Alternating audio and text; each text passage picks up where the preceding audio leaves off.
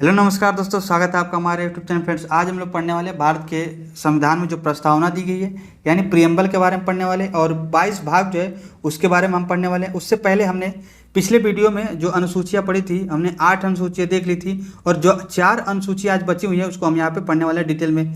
तो फ्रेंड्स, मैंने आपको बताया था कि जो मूल संविधान है उसमें टोटल 8 अनुसूचियाँ थी। उसके बाद से जो 4 अनुसूचियाँ हैं वो समय समय पर क्या की गई, संविधान संशोधन के तहत जोड़ी गई। उसके बारे में हम यहाँ पे देखने वाले हैं। अब वर्तमान में कितनी अनुसूचियाँ हैं संविधान में, तो आप कहेंगे 12 अनुसूचियाँ है। उम्मीद है कि इतनी बातें आप समझ गए होंगे। अब थोड़ा सा इसको रिवाइज कर लेते हैं 8 अनुसूचियों को। देखिए फ्रेंड्स, पहला अनुसूची में हमने बताया था कि संघ और राज्य और संघ के नाम के बारे में बताया गया पहली अनुसूची में, और इसमें 28 राज्य हैं और फिलहाल में 8 केंद्र शासित प्रदेश है। ये हम बात कर चुके हैं डिटेल में कल। और दूसरे में पेमेंट यानी वेतन भत्ते के बारे में अनुसूची में कही गई है। और तीसरी अनुसूची में ओथ यानी शपथ के बारे में बात की गई है। उसमें राष्ट्रपति, उपराष्ट्रपति, राज्यपाल के शपथ का उल्लेख नहीं है। ये हम सारे कल बातें जो है, सारी पॉइंट हम कल डिटेल में बात कर चुके हैं। और चौथी जो है राज्यसभा के सीटों का आवंटन के बारे में दिया गया है। और 5वीं अनुसूची में ट्राइबल्स एरियाज जो अनुसूचित क्षेत्र के प्रशासन के संबंधित इस बारे में कही गई है। और स्पेशल स्टेट के बारे में 6ठी अनुसूची में दी गई है। और इसमें असम, त्रिपुरा, मेघालय, मिजोरम के ही बारे में बात की है, यानी इन चारों स्टेट के बारे में ही केवल बात की गई है। और 7वीं हमने कही थी कि उसमें जो क्या गया था कि संघ और राज्यों के बीच जो है शक्तियों का बंटवारा किया गया है, और संघ राज्य को संघ सूची, राज्य सूची और समष्टि सूची में बांटा गया है। यानी संघ सूची पे केवल संघ सरकार कानून बनाएगी, राज्य सूची पे राज्य सूची कानून बनाएगी, और समवर्ती सूची पे केंद्र और राज्य दोनों ही क्या बनेंगे, उस पर कानून बना सकते हैं। इसके बारे में हम कल बात कर चुके हैं। और संघ सूची में पहले जो था 97 विषय थे, यानी केंद्र सरकार जो है कानून बनाएगी 97 विषय पे, ये पहले कहा गया था। लेकिन अब कितना कर दिया गया है, तो 100 विषय पे केवल संघ सूची यानी केंद्र सरकार क्या बना सकती है, कानून बना सकती है। और जो राज्य सूची के विषय थे पहले 66 थे, अब कितना कर दिया गया, 66 से घटा के कितना कर दिया गया, 61 कर दिया गया। उसमें हमने बताया था कि जो 5 अनुसूचियाँ जो है, इसमें जो 5 विषय है वो 42वें संविधान संशोधन के तहत समर्थित सूची में डाल दिया गया है। ये हम कल सब सारी बातें डिटेल में बात कर चुके हैं, आप एक बार देख लीजिएगा। और समवर्ती सूची वो होते हैं जो केंद्र और राज्य दोनों कानून बना सकते हैं। पहले इसमें 47 विषय थे, अब यहाँ से 5 ऐड कर दिया गया राज्य सूची से इसमें, तो कितना हो गया 52। अब ये हम देख लेते हैं कि कौन कौन से विषय थे इसमें, ये भी हम देखे थे थोड़ा बहुत। हालांकि इतना ही नहीं है, बहुत सारे हैं, 100 है आप तो, लेकिन इसमें इंपॉर्टेंट बात किए थे हम। देखिए फ्रेंड्स, संघ सूची में कौन कौन से, जैसे विदेशी मामले, रेलवे हो गया, बैंकिंग, रक्षा, जनगणना, डाक एवं तार, प्रत्यर्पण, नागरिकता संबंधित विषय पे जो कानून बनाएगी वो कौन, केंद्र सरकार बनाएगी। वहीं समवर्ती सूची में केंद्र और राज्य दोनों ही विषय पर कानून बनाएंगे, जैसे कि जीएसटी हो गया, और जीएसटी एक प्रकार से अप्रत्यक्ष कर होता है। शिक्षा हो गया, जनसंख्या हो गया, सिविल लॉ, क्रिमिनल लॉ, विवाह, तलाक जैसे होता है। न्याय प्रशासन, वन एवं वन जीव, वन, वाट एवं परिवार नियोजन, ये समवर्ती सूची का विषय है। वहीं राज्य सूची के बारे में हम बात की थी, लोक व्यवस्था, पुलिस, भूमि, स्वास्थ्य, स्वच्छता, कृषि, जेल, शराब, मनोरंजन, बाजार एवं मेले संबंधित जो भी आपके विषय है उस पर राज्य सरकार बनाएंगी। ये हम बात कर चुके हैं डिटेल में कल। अब देख लेते हैं फ्रेंड्स, हमने देखा था कि कौन कौन से जोड़ा गया था 42वें संविधान संशोधन के तहत। हमने बताया था कि 5 जो है, 5 जो विषय थे वो राज्य सूची से हटा के समवर्ती सूची में डाले गए थे। उसमें था वन, माप तौल, वन्य जीव, जनसंख्या, परिवार नियोजन एवं न्याय प्रशासन, ये था। और शिक्षा को भी 42वें संविधान संशोधन के तहत क्या किया गया, समवर्ती सूची में जोड़ा गया था। ये 42वें संविधान संशोधन के तहत 1976 में जोड़ा गया था। अब 8वीं अनुसूची में कही गई थी कि भाषाओं संबंधित इसमें बातें कही गई हैं। और मूल संविधान में कुल 14 भाषाएं थी। उसके बाद से समय समय पर क्या किया गया, संविधान संशोधन के तहत इसको 22 भाषाएं टोटल हो गई थी। जैसे कि 21वें संविधान संशोधन 1967 के तहत सिंधी भाषा को 15वीं भाषा के रूप में जोड़ा गया। और 71वें संविधान संशोधन 1992 के तहत नमक यानी नेपाली, मणिपुरी, कोंकणी को 3 भाषाएं जोड़ी गई 71वें संविधान संशोधन। और 92वें संविधान संशोधन 4 भाषाएं जोड़ी गई, जिसमें बोडो, डोंगरी, मैथिली, संथाली। ये सारी बातें हम कल कर चुके हैं। तो ये था हमारा टोटल कल का जो रिवीजन हम कर चुके हैं। यानी ये थी टोटल आपकी मूल संविधान में जो 8 अनुसूचियाँ थी, इसके बारे में हम बात कर चुके हैं। अब देख लेते हैं कि संविधान संशोधन के बाद 4 अनुसूचियाँ कौन कौन से जोड़ी गई और कब कब जोड़ी गई, इसके बारे में बात करने वाले हैं। अब यहाँ से हम देखते हैं डिटेल में। आज का हमारा टॉपिक्स पहला है 9वीं अनुसूची। तो 9वीं अनुसूची के बारे में हम देखने वाले हैं। तो देखिए फ्रेंड्स, जो 9वीं अनुसूची है ये पहला संविधान संशोधन 1951 के तहत जोड़ी गई थी। ये आपको पहला क्वेश्चन तो यही बनेगा कि जो 9वीं अनुसूची है, सबसे पहले क्वेश्चन तो यही बनेगा कि मूल संविधान में कितनी अनुसूची है, तो आप बताएंगे 8। उसके बाद से 4 संविधान संशोधन के तहत जोड़ी गई थी, कौन कौन सी, कब कब जोड़ी गई थी, इसके बारे में बात करने वाले। तो 9वीं अनुसूची जो है जोड़ी गई है पहले संविधान संशोधन 1951 के द्वारा। और इसमें जो है भूमि सुधार कानून जैसे इसमें जो भी चीज़ें जोड़ी गई हैं इसके बारे में बताया गया। तो 9वीं अनुसूची में क्या दिया गया, तो आप कहेंगे जो भी कानून इस अनुसूची में होगा उस कानून पर न्यायिक पुनरावलोकन नहीं होगा। इसमें यह कहा गया था कि उस समय जब ये जोड़ी गई थी पहले संविधान संशोधन 1951 के तहत, इसमें भूमि सुधार संबंधित कानून है, ये भी आपको नोट कर लेना है। तो 9वीं अनुसूची में क्या है, भूमि सुधार संबंधित कानून है, ये तो आपका हेडिंग हो गया। और इसमें जो है उस समय जो ये जब बनाई गई थी उस समय क्या था कि जो भी कानून इस अनुसूची में जोड़ा जाता था उस पर न्यायिक पुनर्विलोकन यानी जुडिशियल रिव्यू नहीं किया जाता था। उसके बाद से क्या हुआ, इस पर बहुत सारे विवाद होने लगे, लेकिन इसमें क्या किया गया, केशवानंद भारती जो है वर्षज केरल राज्य 1973 के बाद इसमें क्या किया गया, 9वीं अनुसूची पे कानून जो है 24 अप्रैल 1973 के बाद क्या है न्यायिक समीक्षा के अधीन रखा गया। उसके लिए शर्त भी रखा गया। कहने का मतलब है जब ये अनुसूची जोड़ी गई थी 1951 में पहले संविधान संशोधन के तहत जो भूमि सुधार कानून इसमें लाए गए थे, तो उस समय इस पर न्यायिक पुनर्विलोकन नहीं कर सकते थे आप। लेकिन उसके बाद क्या हुआ कि जब केशवानंद भारती केस आया 24 अप्रैल 1973, उसके पश्चात जो भी कानून इसमें जोड़े गए थे उस पर न्यायिक समीक्षा की जा सकती है, लेकिन उसके लिए शर्त रखी गई थी। वो शर्त आप देख लीजिए, जैसे कि मौलिक अधिकार का उल्लंघन हुआ हो तब आप न्यायिक पुनर्विलोकन कर सकते हैं, या फिर कहे उल्लंघन जो है संविधान के मूल ढांचे के प्रभावित करता हो, तो जैसे कि कोई कानून इसमें जोड़ा गया है और वो है मौलिक अधिकार और कहे उसके संविधान के मूल ढांचे को अगर वो प्रभावित करता है तो आप इसका न्यायिक समीक्षा कर सकते हैं, इसके अलावा नहीं कर सकते। तो ये किस केस के तहत किया गया था, तो ये केशवानंद भारती केरल वर्सेस जो आपका केरल राज्य है 1973 के तहत ये कहा गया था। और 24 अप्रैल 1973 को ये केस आया था, इसीलिए 24 अप्रैल 1973 के बाद इसकी न्यायिक समीक्षा की जा सकती है 9वीं अनुसूची में जोड़ी गई कोई कानून, लेकिन उसके लिए शर्त है, ये भी आपको नोट कर लेना है। तो इतनी बातें कही गई थी 9वीं अनुसूची में, उम्मीद है कि आपको समझ में आया हो। तो 9वीं अनुसूची किससे संबंधित है, तो 9वीं अनुसूची किससे, आपको भूमि सुधार संबंधित कानून इसमें दिया गया है और पहले संविधान संशोधन 1951 के तहत जोड़ी गई थी। उम्मीद है कि ये सारी बातें आपको समझ में आ गई होंगी। अब देख लेते हैं फ्रेंड्स 10वीं अनुसूची। तो 10वीं अनुसूची में आपको सबसे पहला पॉइंट यही नोट कर लेना है कि इसमें दिया क्या गया है और ये कब संविधान संशोधन के तहत जोड़ा गया था। तो 10वीं अनुसूची में आपको 2 ही पॉइंट याद रखना है कि यह कब आया है, तो आपको लगाना है कि 52वां संविधान संशोधन 1985 के तहत ये लाया गया था। 10वीं अनुसूची जोड़ी गई थी भारत के संविधान में। हमने 9वीं बताई पहले संविधान संशोधन 1951 के तहत, 10वीं 52वां संविधान संशोधन 1985 के तहत। ये बहुत बार क्वेश्चन पूछा है, तो 52वां संविधान संशोधन 1985 के तहत 10वीं अनुसूची जोड़ी गई। और इसमें जो है दल बदल के आधार पर क्या किया गया है, जो संसद है या फिर विधानमंडल के सदस्यों की योग्यता के यानी अयोग्यता के बारे में कानून बताया गया है, ये आपको नोट कर लेना है। तो दल बदल के आधार पे क्या किया गया है, संसद के और विधानमंडल के जो सदस्य थे उनकी अयोग्यता संबंधित कानून बताया गया, ये भी आपको नोट करना है। तो दल बदल से संबंधित कौन अनुसूची है, तो 10वीं अनुसूची। ये आपको इतने पॉइंट आपको याद रखनी है 10वीं अनुसूची से संबंधित। आप देख लेते हैं 11वीं अनुसूची में क्या कही गई है। सबसे पहले तो ये याद रखना कि किस संविधान संशोधन के तहत जोड़ी गई है। तो 11वीं अनुसूची जो फ्रेंड 73वें संविधान संशोधन 1992 के तहत जोड़ी गई है और इसमें जो है 29 विषय दिए गए हैं। और ये किससे संबंधित है, स्थानीय स्वशासन से संबंधित है, यानी पंचायतों की शक्तियों को यह प्राधिकार प्रदान किया गया है कि वह 29 विषय पर क्या कर सकता है, कानून बना सकती है। और यह स्थानीय स्वशासन यानी पंचायतों को ये इसमें जोड़ा गया है। तो पंचायतों को शक्तियाँ दी गई हैं, इसमें 29 विषय पर कानून बना सकती है। और यह जो है 73वें संविधान संशोधन 1992 के तहत जोड़ा गया था और ये लागू कब हुआ था, तो 24 अप्रैल 1993 को। इसीलिए 24 अप्रैल को क्या मनाया जाता है, तो राष्ट्रीय पंचायती राज दिवस मनाया जाता है। उम्मीद है कि इतनी बातें आप समझ गए होंगे। 11वीं अनुसूची के बारे में इतना आपको याद रखना है। 11वीं अनुसूची में क्या दी गई, तो स्थानीय स्वशासन के बारे में या फिर कहें पंचायतों के बारे में बात कही है। उस पर कितनी दी, उनके लिए कितनी विषय दी गई हैं, तो 29 विषय दी गई है, ये भी आपको नोट कर लेना है। और 73वें संविधान संशोधन 1992 के तहत जोड़ा गया है। अब देख लेते हैं फ्रेंड्स। और 24 अप्रैल को मनाया जाता है पंचायती राज दिवस, क्योंकि 24 अप्रैल 1993 को यह लागू हुआ था। 12वीं अनुसूची आपको नोट करना है कि 12वीं अनुसूची में नगर निकाय यानी अर्बन लोकल बॉडीज़ के बारे में बताई गई है। और ये जो है 74वां संविधान संशोधन 1992 के तहत जोड़ा गया है और इसमें 18 विषय दिए गए हैं। यानी नगर निकाय के लिए जो आपका म्यूनिसिपलिटी आप पढ़ते होंगे, तो म्यूनिसिपल जो है वो यानी नगर निकाय अर्बन लोकल बॉडी, इसके बारे में कहा गया है कि ये 18 विषय पर कानून बनाने के लिए इसको शक्तियाँ दी गई हैं। और ये जो है 74वें संविधान संशोधन 1992 के तहत जोड़ा गया। तो हमने बताया 9वीं अनुसूची वो किसके तहत, तो पहले संविधान संशोधन 1951 के तहत। वहीं हमने बताया कि 10वीं अनुसूची 92वां संविधान संशोधन 1985 के तहत।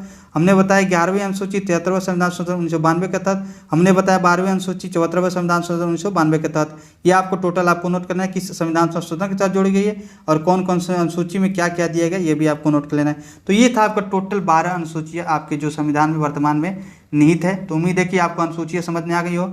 अब हम पढ़ने वाले प्रियम्बल यानी उद्देशिका के बारे में। यहाँ से क्वेश्चन अक्सर एग्जाम में बनते रहते हैं फ्रेंड्स। अब यहाँ पे ध्यान से समझिएगा।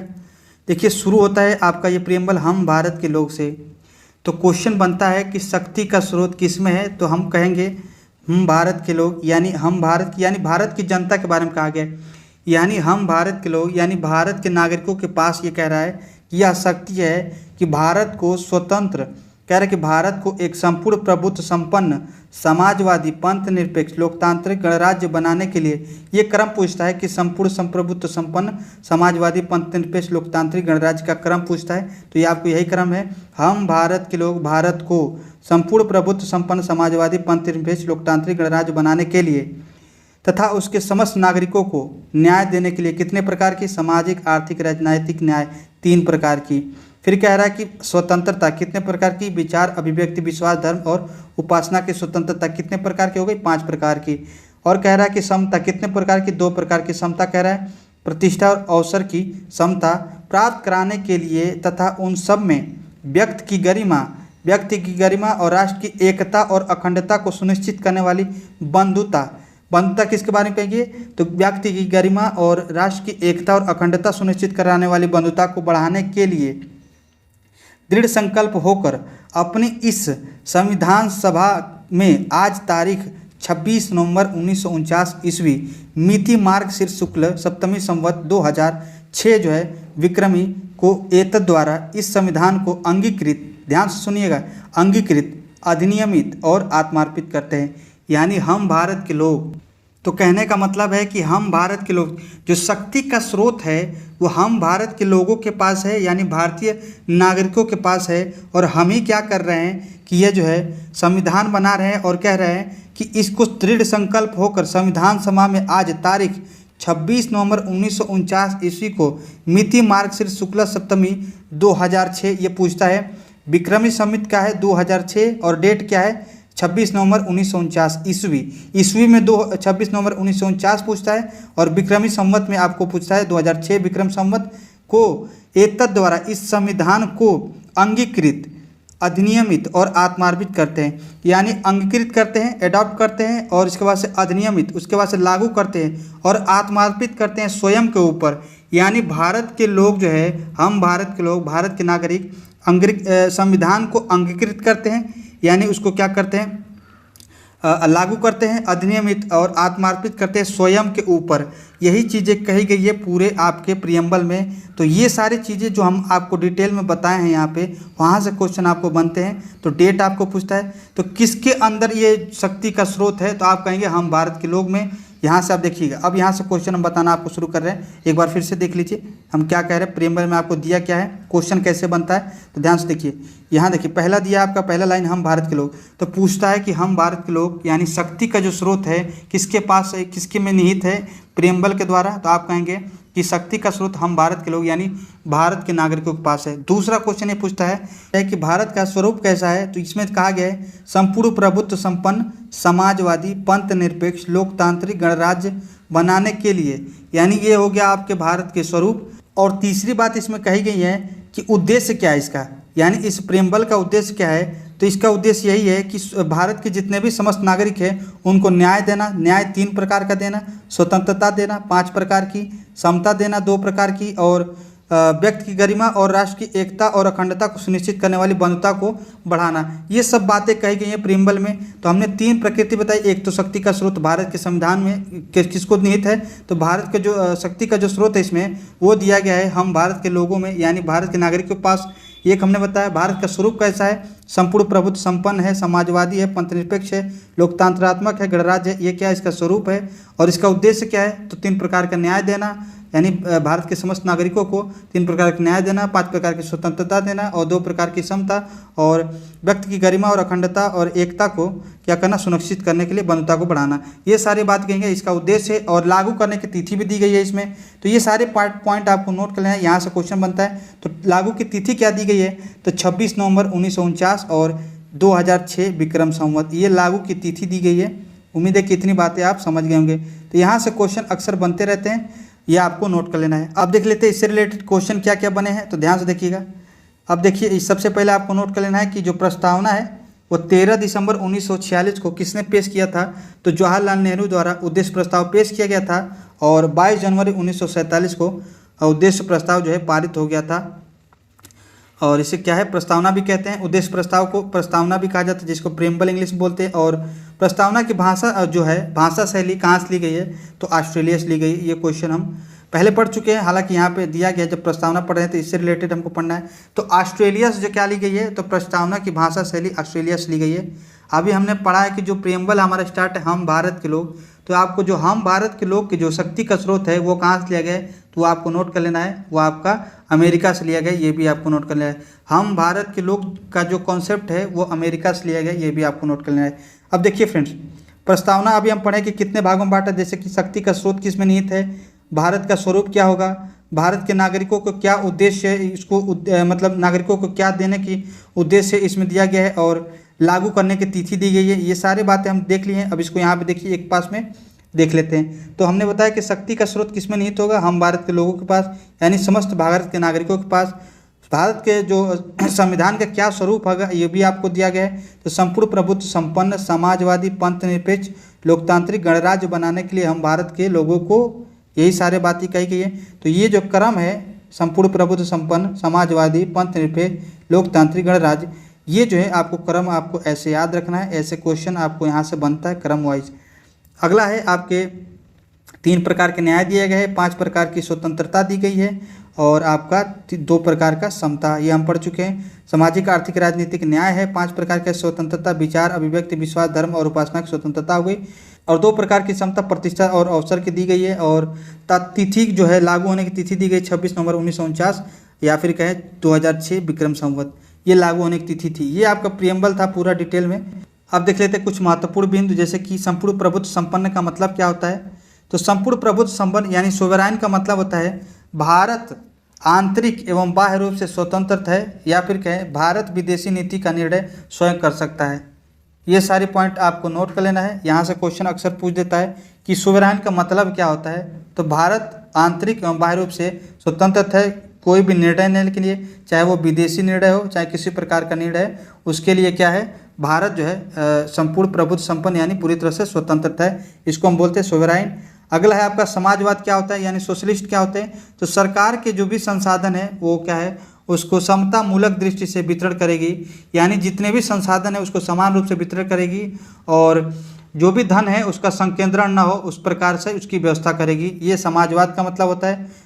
और पंथ निरपेक्ष यानी सेकुलर का मतलब क्या है, तो भारत राज्य का स्वयं का कोई धर्म नहीं है, उसको हम बोलते हैं पंथ निरपेक्ष, यानी कहने का मतलब यह है कि वह सभी धर्मों को तटस्थ भाव से समान संरक्षण प्रदान करता है, जो किसी भी धर्म को विशेष को राजकर्म के रूप में मान्यता प्रदान नहीं करता, या फिर यूँ कहे कि भारत राज्य का स्वयं का कोई धर्म नहीं है। यही क्वेश्चन पूछता है कि पंथ निरपेक्ष का मतलब क्या है, इसका मतलब है कि भारत राज्य का स्वयं का कोई धर्म नहीं है और वह जो है सभी धर्मों को तटस्थ भाव से समान संरक्षण प्रदान करता है। सेकुलरिज्म का मतलब ये होता है। और लोकतंत्र यानी डेमोक्रेटिक का मतलब क्या होता है, तो जनता का जनता के द्वारा जनता के लिए चुना गया शासन ही क्या कहलाता है, लोकतंत्र कहलाता है। और ये जो वक्तव्य है वो अब्राहम लिंकन के द्वारा कहा गया है, ये भी आपको नोट कर लेना है।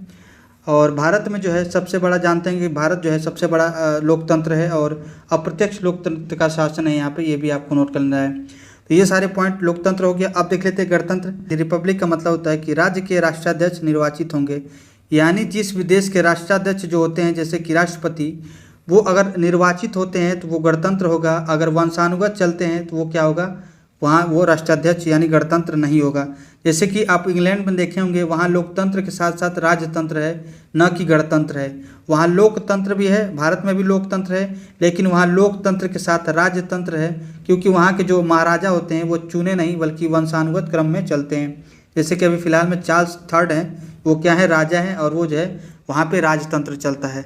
तो उम्मीद है कि इतनी बात समझ गया हूँ कि गणतंत्र का मतलब होता है कि राजा जिस देश के राज्य के जिस देश के या फिर के राज्य के राष्ट्राध्यक्ष निर्वाचित होते हैं वो देश क्या होगा, गणतंत्र होगा। ये सारे बातें कही गई है, यहाँ से पॉइंट टू पॉइंट क्वेश्चन आपको बनते हैं। उम्मीद है कि इतनी बातें आप समझ गए होंगे। अगला पॉइंट हमारा, ध्यान से देखिएगा, तो कुछ इंपॉर्टेंट पॉइंट यहाँ पे देखिएगा कि प्रस्तावना में भारत जो है शब्द का कितने बार प्रयोग हुआ है, तो 2 बार। जैसे कि हम भारत के लोग भारत के लिए, तो हम भारत के लोग भारत के लिए, देखिए 2 बार यूज हुआ है। तो पूरे प्रस्तावना में भारत शब्द का उपयोग जो है 2 बार हुआ है। न्याय 3 प्रकार का दिया गया है, स्वतंत्रता 5 प्रकार की और समता 2 प्रकार की। जैसे न्याय सामाजिक, आर्थिक, राजनीतिक न्याय हम पढ़ चुके हैं। स्वतंत्रता कौन सा है, विचार, अभिव्यक्ति, विश्वास, धर्म और उपासना की स्वतंत्रता 5 हो गया। समता हमने पढ़ा है, प्रतिष्ठा और अवसर की, ये 2 प्रकार की समता दी गई है। कि प्रस्तावना संविधान का भाग है या नहीं, तो स्टार्टिंग में जो शुरुआत में था कि इस प्रस्तावना संविधान का भाग नहीं माना गया था। देखिए केस जो है बेरीबारी जो है वाद 1960, इसमें कहा गया था कि प्रस्तावना संविधान का भाग नहीं है। और उसके बाद आया केशवानंद भारती केस 24 अप्रैल 1973, इसमें कहा गया कि प्रस्तावना संविधान का भाग है और इसमें संशोधन भी कर सकते हैं परंतु मूल ढांचे के अलावा। यानी यहाँ पे कॉन्सेप्ट किसका दिया गया, मूल ढांचे का। यानी जो है मूल ढांचे के अलावा आप भारत के संविधान में या फिर कहें प्रस्तावना में संशोधन कर सकते हैं। ये केशवानंद भारती केस 24 अप्रैल 1973 के केस में कहा गया, ये भी आपको नोट कर लेना है। तो फिलहाल में क्या है कि आप प्रस्तावना में प्रस्तावना जो है संविधान का भाग है और इसमें संशोधन भी किया जा सकता है मूल ढांचे के अलावा। उम्मीद है कि इतनी बातें आप समझ गए होंगे। अब देख लेते हैं कि प्रस्तावना में केवल 1 बार संशोधन हुआ है और इसमें जो है 3 शब्द जोड़े गए हैं। ये कई बार क्वेश्चन पूछता है और हम कहें कि जो आपका प्रस्तावना अगर क्वेश्चन बनता है तो यहीं से क्वेश्चन बनता है ज़्यादातर। तो ये आपको नोट कर लेना है कि 3 शब्द जोड़े गए थे, समाजवाद, पंथ निरपेक्ष और अखंडता। ये 3 शब्द जोड़े गए थे 42वें संविधान संशोधन 1976 के तहत। और ये जो है एक ही बार संशोधन हुआ है, ये भी आपको नोट कर लेना है। तो 42वें संविधान संशोधन 1976 के तहत 3 शब्द जोड़े गए थे, एक तो समाजवाद, एक पंथ निरपेक्ष और अखंडता। ये 3 शब्द आपको नोट कर लेना है। और 42वें संविधान संशोधन 1976 के साथ 3 शब्द जोड़े गए थे और प्रस्तावना में केवल 1 बार संशोधन हुआ है, समाजवाद, पंथ निरपेक्ष और अखंडता सब जोड़े गए हैं। और प्रस्तावना के बारे में संविधान की आत्मा किसने कहा है, तो प्रस्तावना को जो है संविधान की आत्मा जो है पीटी ठाकुर दास भार्गव ने कहा है, यानी पंडित ठाकुर दास भार्गव ने कहा है कि जो प्रस्तावना है संविधान की आत्मा है। और संविधान की जन्म कुंडली किसने कहा है, तो के एम मुंशी जो है प्रस्तावना को संविधान की जन्म कुंडली कहा है, ये भी आपको नोट कर लेना है। और के एम मुंशी जो हमने पढ़ा था कि जो प्रारूप समिति में उसमें शामिल होने वाले एकमात्र कांग्रेसी है, ये भी हम पढ़ चुके हैं पहले। तो ये वक्तव्य है जो कि संविधान जो है प्रस्तावना के बारे में कहा गया है। पीटी भार्गव दास ने कहा है कि संविधान की आत्मा है प्रस्तावना, और संविधान की जन्म कुंडली के एम मुंशी ने कहा है प्रस्तावना को। उम्मीद है कि इतनी बातें आप समझ गए होंगे।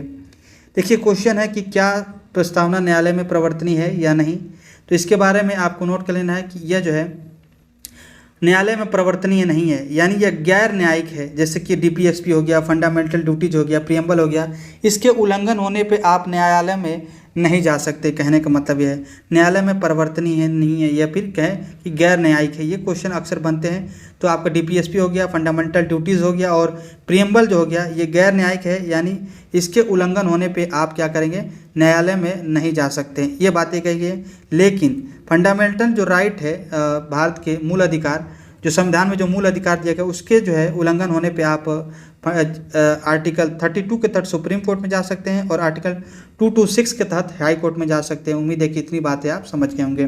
तो ये था आपका प्रियम्बल से संबंधित कुछ इंपॉर्टेंट बातें। और जो है कि 42वें संविधान संशोधन 1976 में केवल 1 बार संशोधन हुआ और 3 शब्द जोड़े गए, आपको बता दिए, वो आपको नोट कर लेना है। और ये सारे बातें हैं। आगे देख लेते हैं फ्रेंड्स। अगला हमारा है आपके संविधान के भाग, यानी पार्ट्स ऑफ कॉन्स्टिट्यूशन।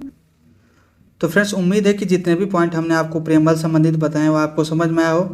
तो अब देख लेते हैं भारत के संविधान के भाग के बारे में। यहाँ से भी क्वेश्चन आपको दिखाई देते हैं एग्जाम में, तो उसको हम यहाँ पे देखने वाले हैं। देखिए फ्रेंड्स, हमने बताया था कि भारत के संविधान में 395 अनुच्छेद, 8 अनुसूचियाँ और 22 भाग थे। ये मूल संविधान की बात कह रहे हैं। बाकी जो है 8 अनुसूचियाँ थी, 4 अनुसूची बढ़ाई गई संविधान संशोधन के तहत, 4 अनुसूची बढ़ाई गई। अब कितनी है, अब टोटल कितनी है, 12 अनुसूचियाँ हैं और 22 भाग हैं। तो 395 अनुच्छेद पहले भी थे, आज भी हैं।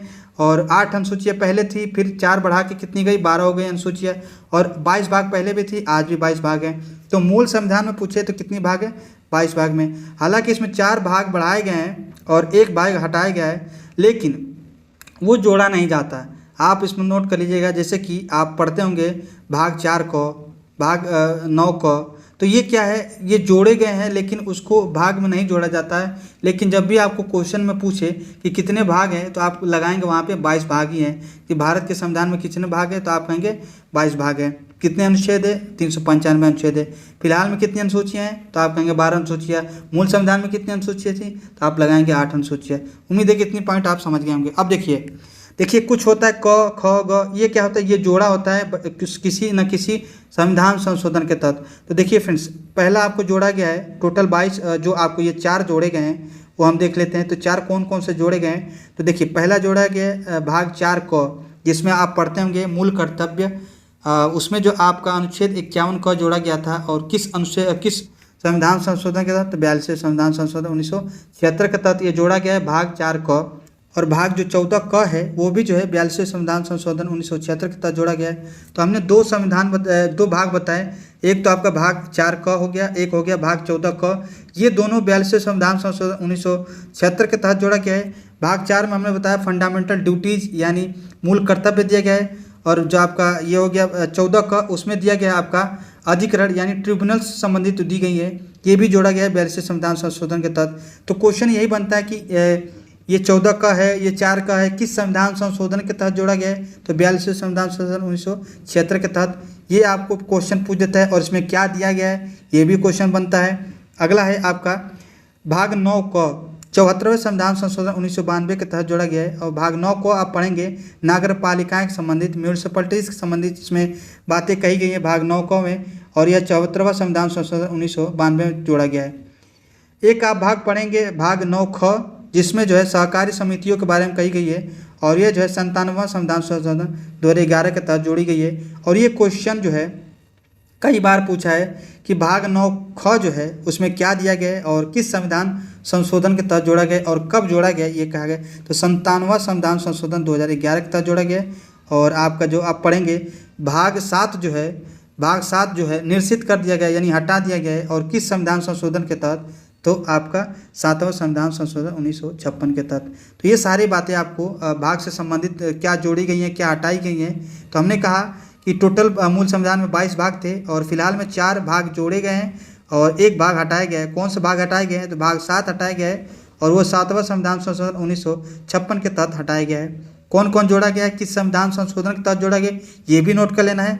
और कौन भाग हटाया, किस संविधान संशोधन के तहत हटाया गया, ये भी आपको नोट कर लेना है।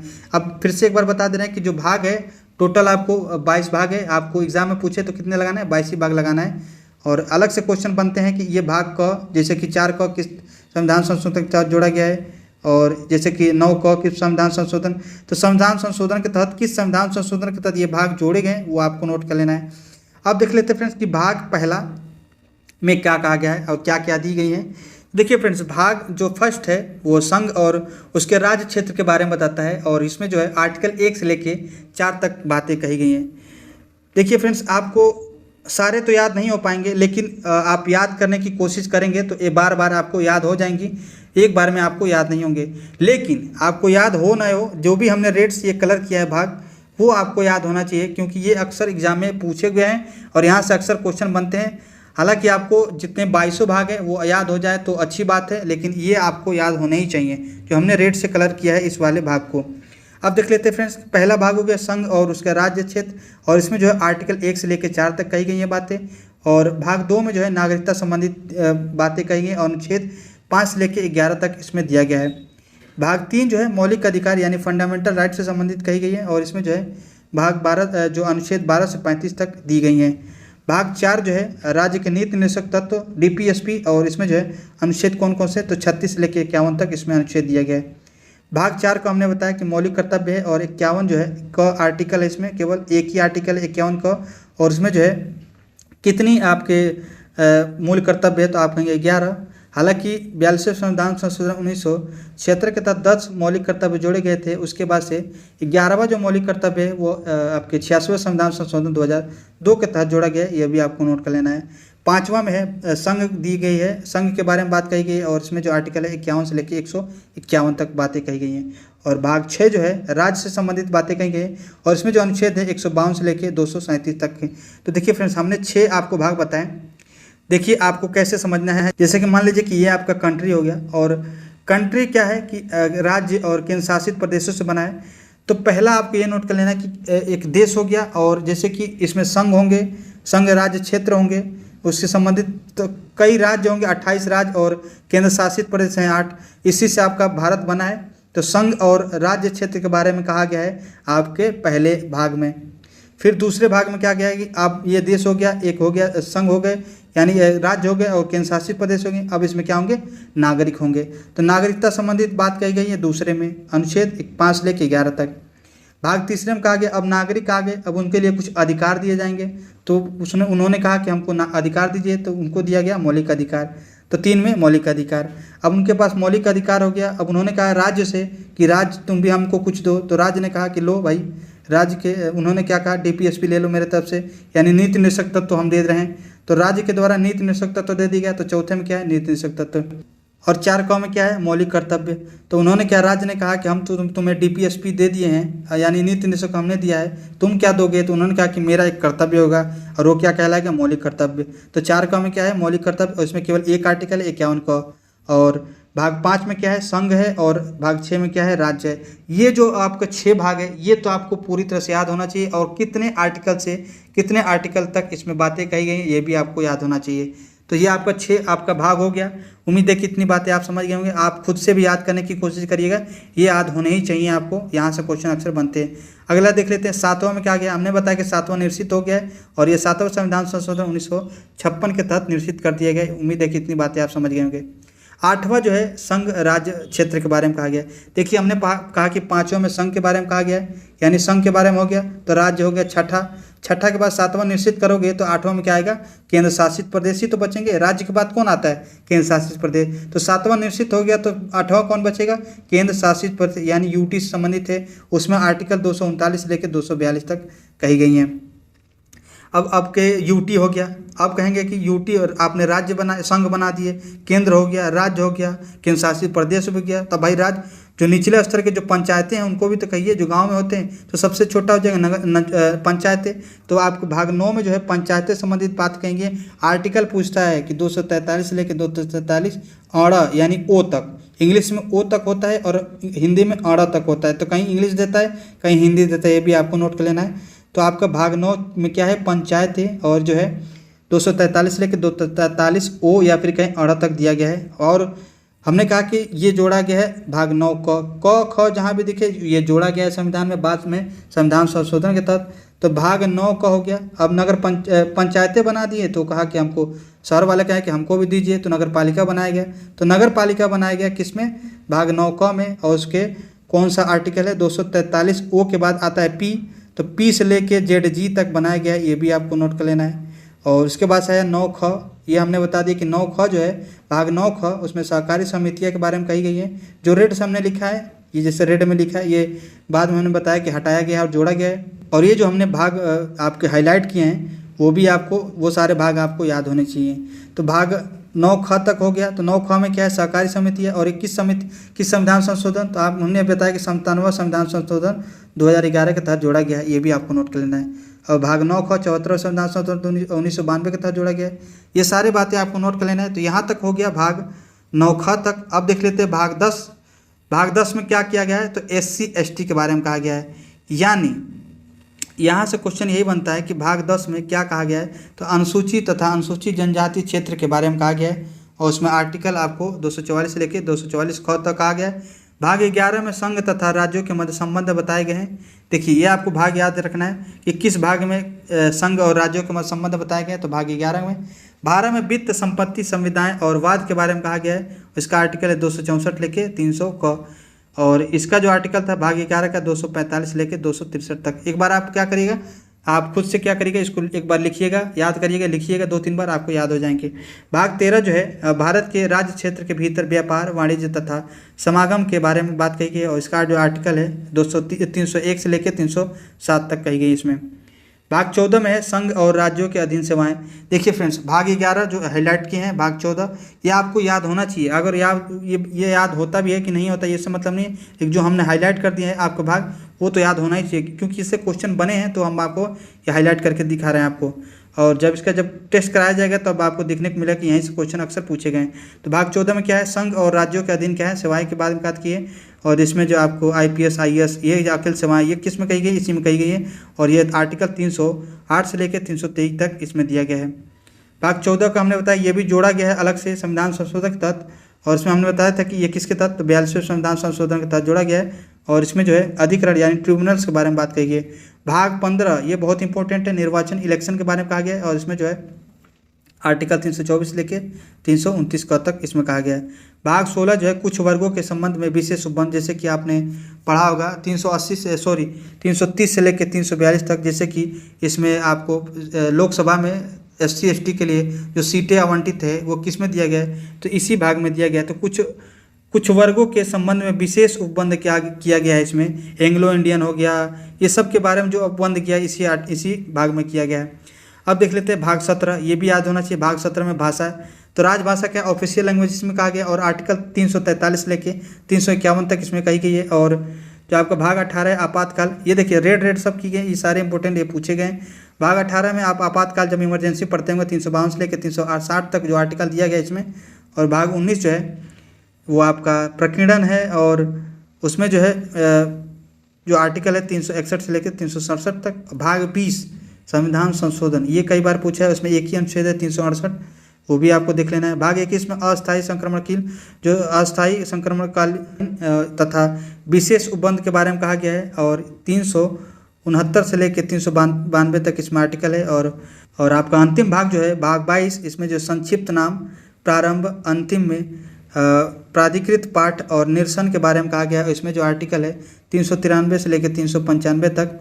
जैसे कि भारत का जो नाम होगा, जैसे कि संविधान का नाम क्या होगा, तो भारत का संविधान आपका नाम है, आप पढ़ते होंगे। और ये कब आपका लागू हुआ है ये भी आपको इसमें दिया गया है। और कौन कौन से इसमें भाग निरसित किए गए, आर्टिकल कौन सा निरसित किया गया, ये सारे बातें कही गई हैं आपके। और इसका लैंग्वेज कैसा होगा, हिंदी होगा, ये सारे बातें कही गई हैं भाग 22 में, ये भी आपको नोट कर लेना है। तो टोटल 22 भाग है आपके संविधान में। आप एक बार अपने आप से खुद बढ़िया से अच्छे से याद कर लीजिएगा। और ये तो याद होना चाहिए जो भाग हमने हाईलाइट कर दिए हैं। यहाँ से क्वेश्चन अक्सर बनते रहते हैं, इसलिए हमने हाईलाइट कर दिया ताकि ये आपको याद होना चाहिए, और याद हो या ना हो। तो फ्रेंड्स, उम्मीद है कि आज की क्लास आपको समझ में आई हो। और आज जो है हमने पढ़ा 12 अनुसूचियाँ और प्रियम्बल के बारे में क्या क्या क्वेश्चन बने उसके बारे में हमने देखा। सारी बातें हमने डिटेल में देखी, 22 भाग भी देखे। तो उम्मीद है कि आज की क्लास आपको पसंद आई हो। तो फ्रेंड्स, मिलते हैं नेक्स्ट वीडियो में, तब तक के लिए जय हिंद।